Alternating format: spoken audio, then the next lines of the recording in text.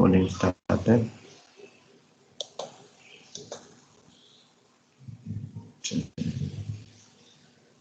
Now,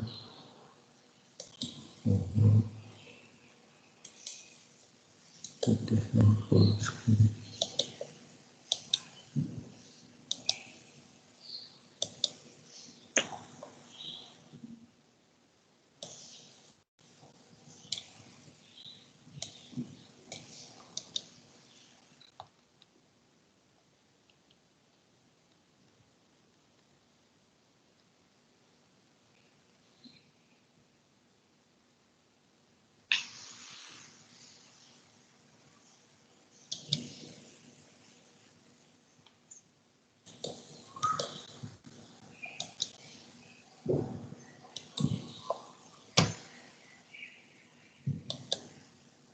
Okay, so let's start the class. I will just quickly recap what we have learned in the last class. EM absorption in human body, the parameter we consider is specific absorption rate, SAR, and is calculated as sigma by rho E square.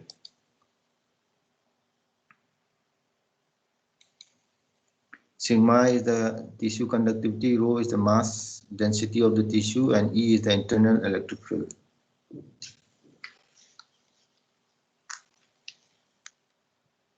And as usual, we have to do MoM. Then we first derive the integral equation. Here it will be a tensor integral equation. We convert that tensor integral equation to a matrix equation and solve it for the unknown parameters.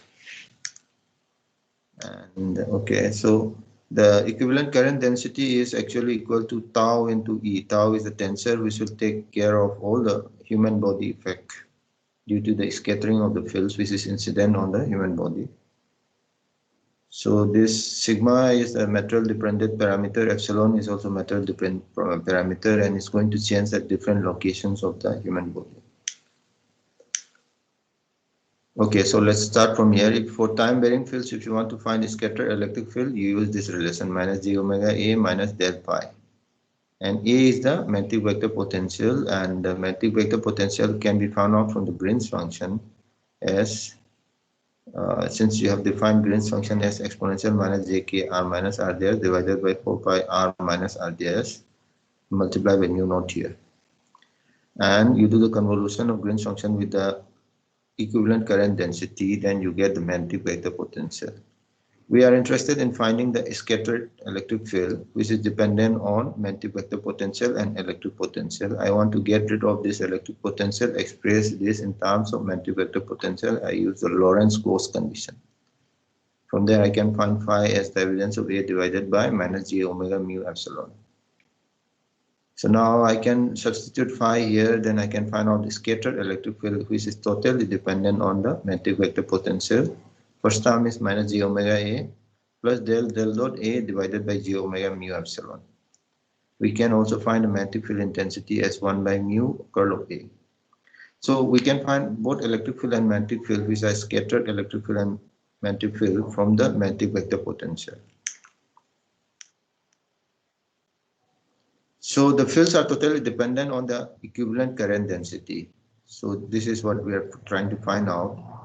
So let us try to find out the equivalent.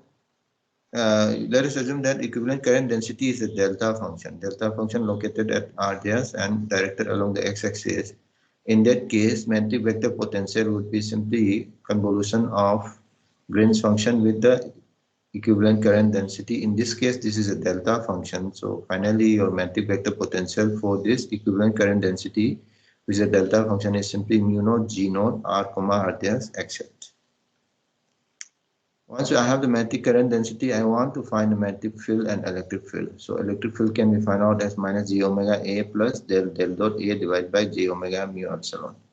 A for this particular case, when you have a delta function for the equivalent current density is mu naught g naught r comma r dash x hat. You just plug in this value in this expression for a scattered electric field. This is the expression you have. So let us just denote that scattered electric field as G0x vector, which is basically electric field produced by a delta source located at r dash, which is directed along the x-axis. That's why we have a subscript x here.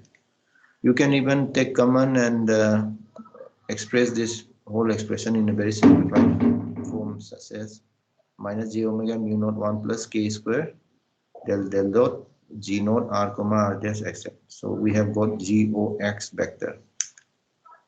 Similarly, we can also get goy vector and goz vector, that is for the delta source which is located at r dash and directed along the y-axis, and delta source is located at r dash and directed along the z-axis.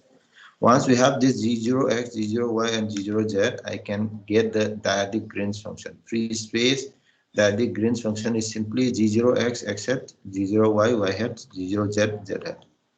So you can also find out this free space dyadic Green's function from the dyadic differential wave equation, curl of g0 minus k naught g minus j omega mu unit dyad delta r minus r dash. But we have done in a very systematic way by first finding g0x, g0y, g0z in a logical way. You can solve this directly and also find out this dyadic Green's function for free space. Unit dyad obviously has x hat plus y hat plus z hat. We have done up to that in the last class. Since we have involvement of the dyadic Green's function, I have done it again so that understand it more properly.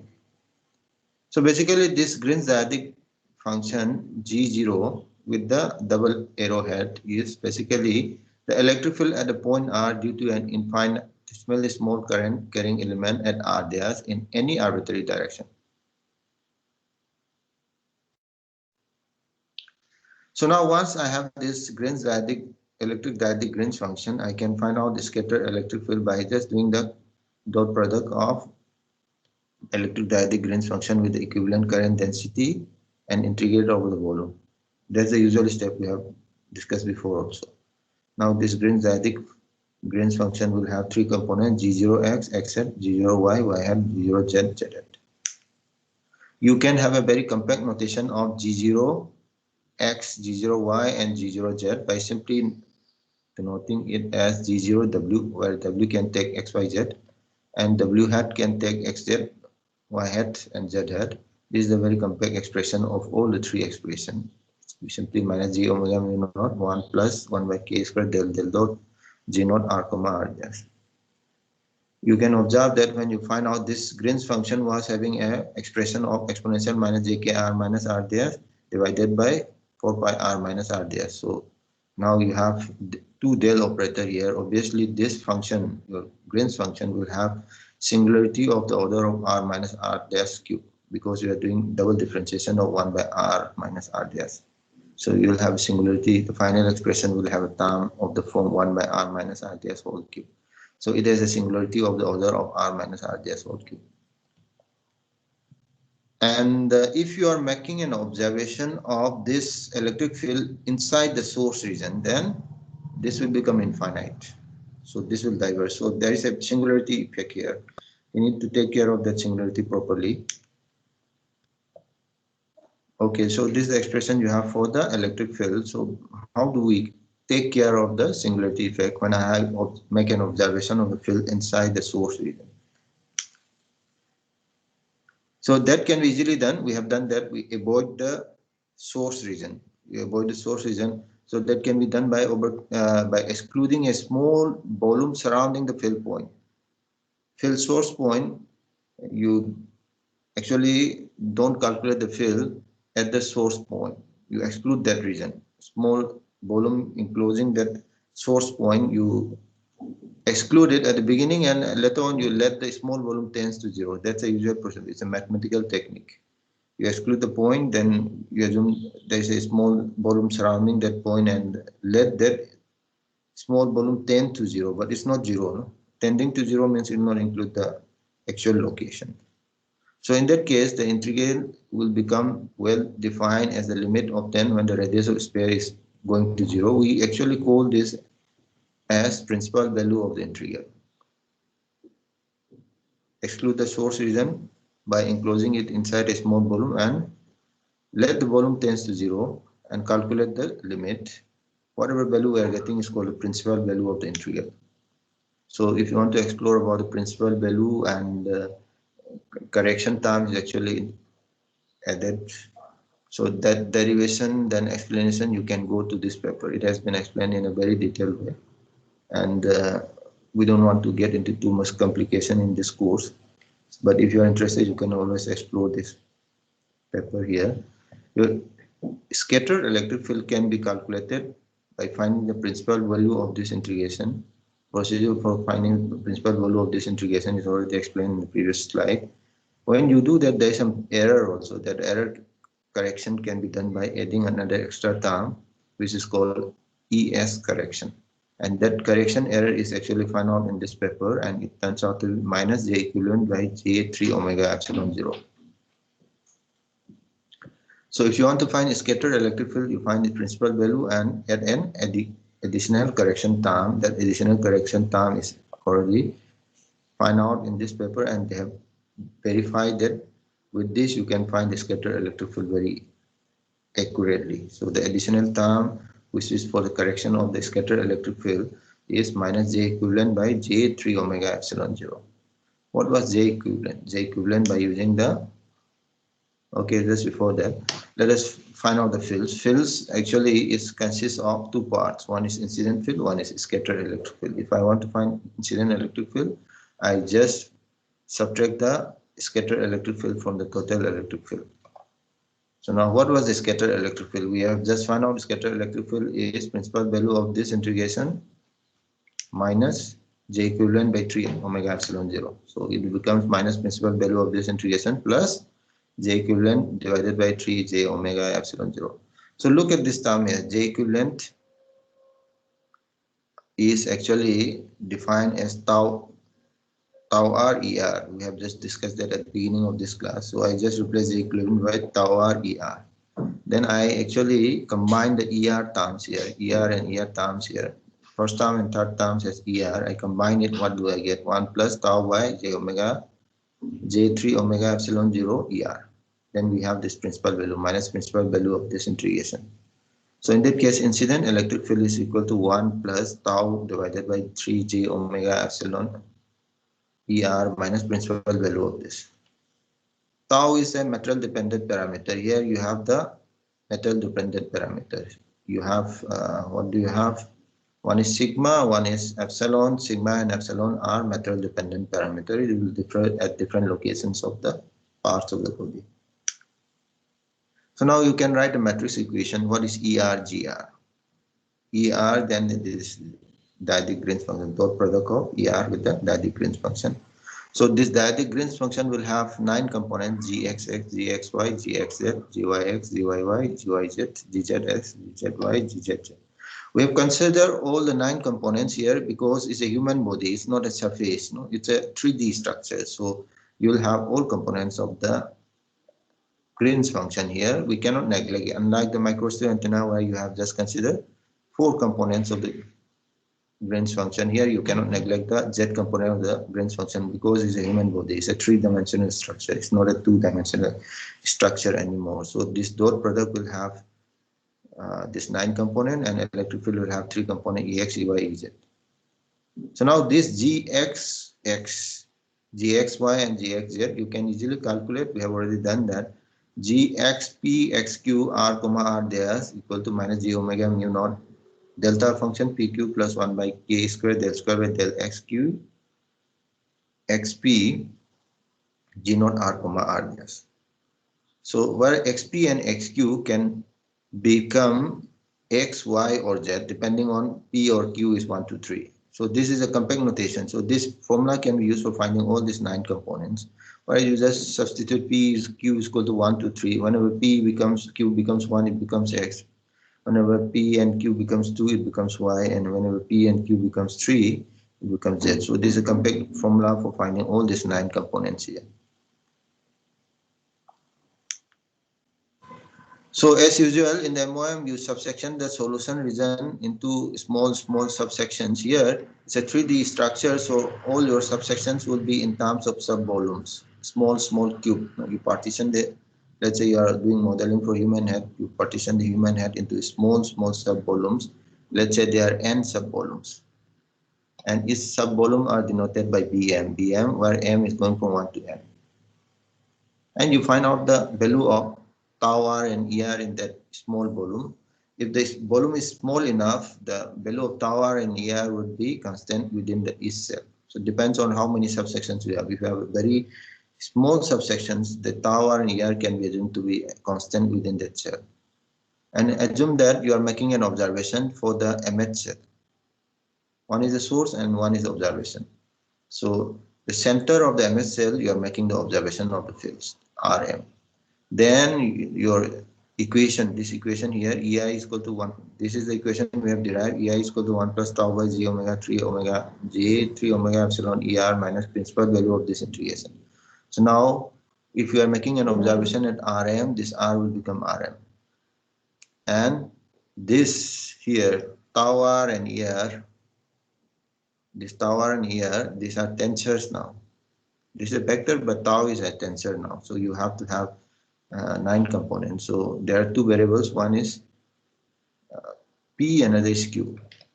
So Q is going from 1 to 3. And you also subsection the whole solution region into n subsections. So summation n going from 1 to R, 1 to n. So this is the actual equation you have after you do the subsectioning and making an observation at Rm. So now how do I calculate this GXP XQ for the NN matrix with elements? This will have GXP XQ will have GXXC. This here, GXX, GXY, GF. 2 variables are there. One is for the XP XQ will actually decide whether you are considering XX, XY, YX, YY, and so on. Another variable is M and N, one for the source and one for the observation. We have 2 running index. One for the source. Let's say N is for the source running index, M is for the observation running index. So you can calculate all the components of the matrix now by using this formula here. You have delta PQ, delta MN here. These terms are coming from this expression you have here. So M and N going from 1 to capital N, P and Q are going from 1 to 3, and P and Q will decide whether you have XX, XY, YY, YX, and so on. Mn is basically your source and observation point. It will have 1, 2 up to n. And you also have this EXP and EXPI. So EXP, P can go from 1 to 3.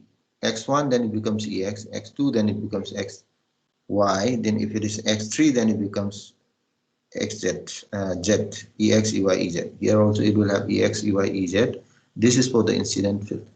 I means incident field. So the EXP will be EXP, and again you are making observation at how many locations, R1, R2 to Rn, center of every subvolume of center of that, how many subvolumes we have Rn of them. So we are making observation of the field. This is the observed field at the center of n subvolume. So we will make observation for EXP at R1, EXP at R2, and so on up to Rn. And EXP can have value X, Y, and Z. When X1 becomes X, EX, EX1 becomes EX, and EX2 becomes EY, and EX3 becomes EZ. Similarly, incident field also, you cannot find the incident field at locations R1 up to Rn, then EX1 I will become EXI, EX2 I will become EYI, EX3 I will become EZI. So now we have 3n simultaneous equation for EX, EY, EZ at the center of n cells by the point matching. So this is the equation, simultaneous equation you have here, GXX, GY, EX, EY. This is the equation, MoM equation you are going to solve. So from there you can solve it. You can find out this is known to you, this is known to you, this is the unknown, let's say. Then you can find out this. So actually the book MNO Sadiku Numerical Methods in Electromagnetics, they've given a MATLAB program, working MATLAB program in the book itself. So usually if I teach this MoM course for the BTech students, then I actually ask them to write that program and run it and implement and see. But anyway, so let's move to the next topic, radar cross-section, RCS. It's basically a very important parameter. If you have a scatterer, you want to know the performance of the scatterer, then you have to find out its RCS, radar cross-section. Just like for the EM absorption, the parameter we find out is SAR, specific absorption rate. Here for the radar, for the scatterer, we find out the radar cross section. Higher or larger is the radar cross section, larger is the scattering. If you want to minimize scattering, then you have to have very low value of radar cross section. Have you heard of stealth bomber? Stealth bomber, no? US is very proud to have stealth bomber. They actually claim that their bomber can actually go to enemy country and they can bomb the whole country, but radar will not detect it. The idea behind that is that for the stealth bomber, radar cross section is 0. If radar cross section is 0, then their stealth bomber cannot be detected by enemy radars. So that's what you need to minimize the radar cross section to have a very less scattering. So if radar cross section is 0, then radar won't be able to detect the object like bomber, aeroplane, fighter, whatever. So let us actually try to find a scattering from a conducting cylinder of infinite length. You have a cylinder of infinite length. We want to find the scattering from there. So this analysis is the first step for analysis for radar cross section for any arbitrary structure. This is the first example. So like for MoM, the first example for electrostatics was you want to find the line charge density on a charge wire. Just like that, if you want to learn scattering, the first thing people actually study is the scattering from a conducting cylinder of infinite length. So how do I find the scattering from the cylinder of infinite length, conducting cylinder? So as usual, we always go back to the field integral equation. Here also we consider electric field integral equation. On the conductor surface, the total electric field will compose of incident field plus scattered electric field, and the total tangential electric field should be equal to 0. Assume that the incident wave is a plane wave from infinity. So scattering means what? Some wave is incident on the structure, then that structure will have some induced current density, and it will start radiating and gives you some scattered electric field. So the wave is coming from infinity. It's a plane wave. Assume that this is a TMZ wave, TMZ, transverse magnetic jet. So that means magnetic field will not have any component along the z direction. In that case, Iz will be 0. Let us assume that incident electric field is simply Ez, z hat, and it is a function of x and y. So now the scattered electric field, so the incident electric field is along the z-axis, so scattered electric field will also be along the z-axis. Why? Because if a field is incident along the z-axis, it will also induce a current along the z-axis.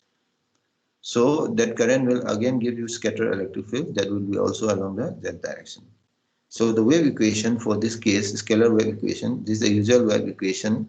Wave equation will have Ex, Ey, Ez, but here we have only one z component of the electric field. So the wave equation simply becomes scalar. Wave equation is a vector wave equation. It will have 3 components for Ex, Ey, and Ez. Since we have just Ez here, the wave equation will become scalar wave equation, and it will simply turns out to be del square Ez scattered plus k square Ez scattered is equal to j omega mu naught Jz. Jz is the source current for the scattered electric field Ez. As usual, we'll use Green's technique to solve this wave equation. So we want to find a Green's function here. So since Zz is dependent on x and y, so we actually find something called 2D Green's function. Green's function, 2D Green's function, how do I find it? So we can compute the 2D Green's function by computing the field radiated by a line source. Assume there is a line source and find out the field. And you can find out the Green's function. We'll do it step by step in this class. Assume that the time harmonic electric current is flowing along the z direction and its amplitude is I. We assume a line source, time harmonic line source which is having a current of time harmonic function which is directed along the z-axis. Since the current is associated with line source is infinitely long, it flows along the z direction. Z component of the electric field will become 0 now. So now, what is that? Flows in the z direction. Only z component of the electric field will become non-zero now. Current is flowing along the z direction, current direction. So your electric field will have only non-zero component, which is along the z-axis.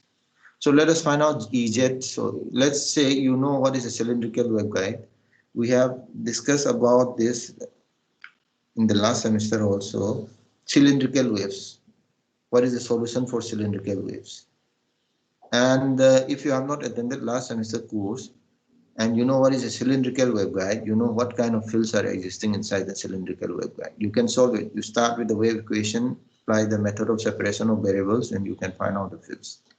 Ez by solving the wave equation. By solving this wave equation by using the method of separation of variables, you will have three field components. One is dependent on rho, another is dependent on phi, another is dependent on z. Cylinder. So cylinder, what do I have? Cylinder usually have three variables to specify a cylinder. One is rho, radius of the cylinder. Phi is the azimuthal angle. Z is the along the z-axis. So Ez will have three components, rho, phi, and z. So based on that, you will have three functions here in the solution. One is dependent on rho, another is dependent on phi, another is dependent on z. This is simply exponential z function. Cm and dm are a noun constant, exponential gm phi, exponential minus gm phi. And em and fm are a noun constants, and this is exponential jkz and exponential minus jkz. This is a wave which is propagating along the negative z-axis. This is a wave which is propagating along the positive z-axis. These are actually dependent on the rho component of the field. These are called Hankel's function, Sm1 and Sm2. If you have attended last semester class, you know what is Hankel's function. We'll discuss briefly in this class also what is Hankel's function. So when I have a 1 here, this is the Hankel function of first kind. When I have a 2 here, this is the Hankel function of second kind. M is the order of the Hankel function. And here in this case, k rho square plus kz square is equal to k square. Since the line source, we are assuming line source along the z-axis is rotationally symmetric. Will there be any field variation along the phi direction, which is the azimuthal direction? Along the z direction also, it's a line source which is extending into infinity. There is no change in the variation of current density of the line source along the z-axis, and because of that, field will also have no variation along the z-axis, and everything is symmetric along phi also. In that case, look at this expression. I cannot have any field variation from this phi term and z term. So obviously kz will become 0. If kz is 0, exponential of 0 is 1, exponential of 0 is 1 here. So this will be a constant. And other case is when m is not equal to 0. M is 0, exponential, this becomes 1, 0, so it is constant. But m is not equal to 1, this is going to vary with respect to phi. In that case, we cannot have any field variation with respect to phi, so Cm and dm should be equal to 0. If Cm and dm is 0, when m is not equal to 0, then this function will become a constant. Cm and dm is 0. So this function will not vary with phi in that case. So what is the value of m? If m is 0, then this is a constant. Exponential jm pi is 1, exponential j minus m pi is also 1. When m is equal to 0, so this becomes constant. When m is not equal to 0, then Cm and dm is 0. So the solution here is only when m is equal to 0. So we just have a solution where m is equal to 0. If m is not equal to 0, then Cm and dm is 0, the whole function becomes 0. If Cm and dm is 0, when m not equal to 0, this whole function Ez is 0. Cm and dm is 0. So m is equal to 0 is the only solution we can have here. In that case, this will become A0 H0 1 k rho rho plus B0 H0 2 k rho rho. So even if we have summation m going from 0 to infinity, m is equal to 0 is the only possible solution for this particular case we have here. Since the line source is rotationally symmetric, field does not vary with phi and z. Because of that, kz is 0, Cm is equal to 0, dm is equal to 0, and m not equal to 0. When kz is 0, k rho square is equal to k square. Okay, so those who have not attended last semester class, what is Hankel's function? Hankel's function can be obtained from the Bessel's function. And if you don't know what is Bessel's function, then you can always go back and look. Bessel's function is always appears in communication in electromagnetics. Is a function which is appearing now and then in every courses. So if you don't know Bessel's function, then you have to go back and refresh it because it's very much important. And Yeah, Bessel functions you can approximate it like sine and cosine function. I have told you before also. It is similar to sine and cosine function, Bessel's function of J0 and J1. J0 looks like, I think it's cosine function, and J1 looks like sine function. The only difference is that zero crossing of this Bessel's function is not regular. Sine and cosine function has regular zero crossing, but Bessel's function doesn't have zero crossing, which is regular. It keeps on changing. And the amplitude of the Bessel's function die out. I mean, it keeps on decreasing exponentially, but sine and cosine function amplitude is almost constant. So Bessel's function of first kind and second kind, there are two kinds. One is Jm, another is Ym. Jm is the first kind, Ym is the second kind. If I want to find HM1, Henkel's function of first kind, I just do Jm k rho plus J Ym k rho. HM function of second kind, then I just do Jm k rho minus J Ym k rho. Once I have Jm and Ym, I can always find out. This looks like your Euler's theorem. Euler's theorem exponential J theta is sin theta plus J sin theta, cos theta plus J sin theta, exponential minus J theta is cos theta minus J sin theta. So exponential J theta, or let's say exponential J kz, is a wave which is propagating along the negative z-axis. Here, this looks like a wave which is propagating along the negative rho axis. This looks like a wave which is propagating along the positive rho axis. We'll see that later on. So Bessel's functions are actually standing waves, whereas Henkel's functions are propagating waves because of this relation. Looks like exponential j kz z, then it becomes cos of kz z plus j sin of kz z, something like that. So it looks like a propagating wave. This looks like a standing wave, but this looks like a propagating wave.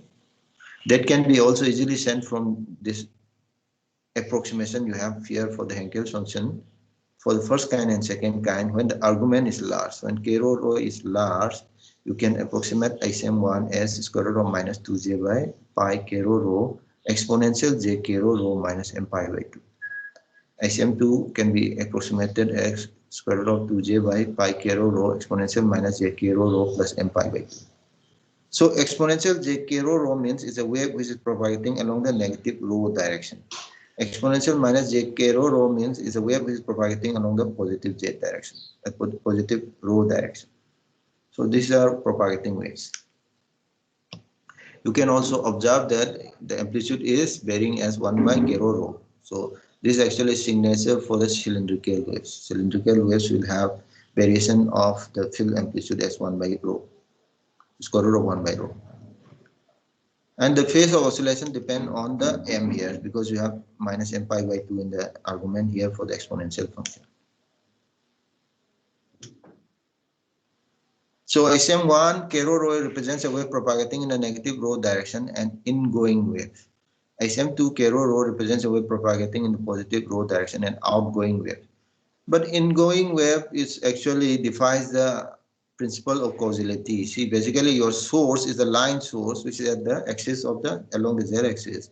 Now, source is at the origin. How can we have an ingoing wave? We should actually have an outgoing wave. Source is radiating signal in all directions, so we have an outgoing wave. Obviously, this SM1 term is going to become 0.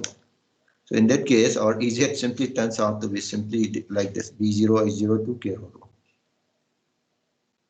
We have a very complicated expression for Ez, but finally, Ez was having this m going from 0 to infinity, this whole term here, and we find out from the symmetry, m is equal to 0. It becomes SM1 A0. M is equal to 0 is the only possible solution. A0 H01 B0 H02. But now again, this is an ingoing wave, this is an outgoing wave. This term is 0, so we simply have B0 H02 k rho for the solution for the Ez, for the scattering of electric field from a infinite conducting cylinder when we have incident wave, which is TMZ from the far field. It's a plane wave. So we have the expression for Ez. B0, I0 to K rho. If I want to find magnetic field, use the Maxwell-Curl equations. I can easily find magnetic field. Magnetic field, it turns out to be 1 by j eta phi hat B0, I0 to das K rho. Das means you have a derivative here. See, you have a derivative here. Derivative del by del rho. So you consider this term, let's say this is del by del rho. So das means a derivative with respect to rho. And you also have a very simple expression for this I02 when K rho is small. For small argument of K rho, I02 is simply can be represented as 1 minus 2j by pi natural logarithm of 1.78107 K rho divided by 2. This is applicable only when this argument is very small. Argument is large, then we have already considered the situation where it has a different expression. For argument small, for argument small, it will be this expression here. So you can easily differentiate this term here, minus 2j by pi. So this expression you can easily differentiate it. Finally, what you have is minus 2j by pi 1.78107 k rho by 2 divided by 1.78107 k rho by 2. Then simply A0 to dash k rho simply becomes minus 2j by pi rho. So magnetic field will now become 1 by j eta phi hat V0, this term here, minus 2j by pi rho.